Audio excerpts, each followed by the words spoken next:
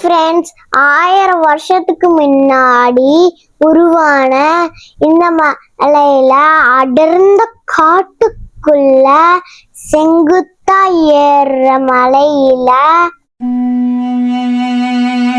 புயல் காத்தடிக்கிற தெர்பை புல்லுக்கு நடுவுல சுயம்புவா உருவான இந்த சிவன் மலைக்கு தாங்க நான் கூட்டிட்டு போறேன்.